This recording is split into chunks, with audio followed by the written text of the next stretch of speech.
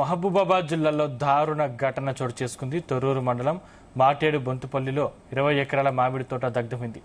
పొరుగున ఉన్న వరి పొలం కాలుస్తుండగా మంటలు మామిడి తోటకు వ్యాపించాయి. మంటల ధాటికి మామిడి తోటలోని చెట్లు, డ్రిప్ ఇరిగేషన్ పైపులు సహా వ్యవసాయ పరికరాలు పూర్తిగా కాలిపోయాయని బాధితులు ఆవేదన వ్యక్తం చేస్తున్నారు.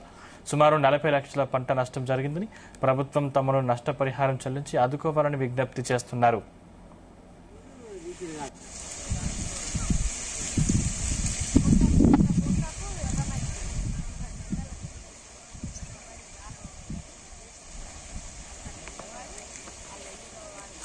ముప్పై ఎకరాల మామిడి తోట ఉందండి. ఇది 16 సంవత్సరాలుగా మేము పెంచుకుంటున్నాము.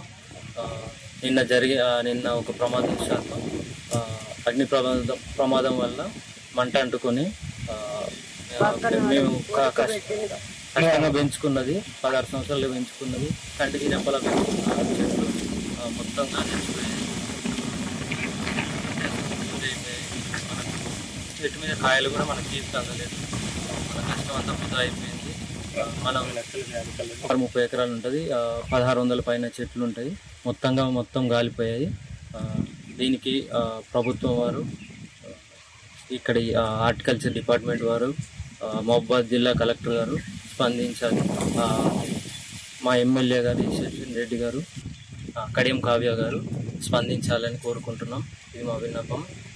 ఈ కష్టకాలంలో మమ్మల్ని ఆదుకోండి. మాది 30 ఎకరాల మామిడి తోట. పక్కన వరి వాళ్ళు గడ్డికి నిప్పు పెట్టుకుంటే 30 ఎకరాలు కాలిపోయినాయి. డ్రిప్పులు, పైపులు అన్ని కాలిపోయినాయి. ఈ 20 పెట్టి ఇది 2 కోట్ల ఆస్తి. కిందనే పైపులే 10-12 లక్షల ఆస్తి మొత్తం కాలిపోయింది. మా ఆయనకు మాటలు రావు, నాకు కూడా ఆరోగ్యం మంచిగా లేదు. దీని మీదనే మా బతుకు తెరువు. మా పిల్లలు చదువుకుంటారు, వాళ్ళు చెప్తానికి రాదు. వ్యవసాయం తెలియదు, ఏది తెలియదు. మమ్మల్ని అందరూ ఆడుకోండి సారు. కలెక్టర్ గారు ఈ కాలు మొత్తం మమ్మల్ని ఆలోచించి చెట్లు మొత్తం కాయలు చెట్ల మీద ఒక్క కాయ కూడా తెంపలేదు. ఆ కాయలు తెంపితేనే 30 లక్షలు వచ్చేది. కాయలన్నీ కాలి కూలిపోయినాయి ఊకనే. ఆ తోట పట్టినోళ్ళు కూడా వాళ్ళు కూడా ఏడుతాండ్రు, మేము కూడా ఏడుతాను. చేతికి వచ్చిన పంట నోటికాడికి వచ్చింది, అగమైపోయింది పంట. చూడండి కూడా కాయలు అవన్నీ కాలిపోయినాయి మొత్తం. ఇప్పుడు కాల్చినట్టయితే కంపెన్సేషన్ అయితే ఇవ్వలేడు అంటారా? 2 మోటార్లు కదా, ఒకటేమో కట్టేది.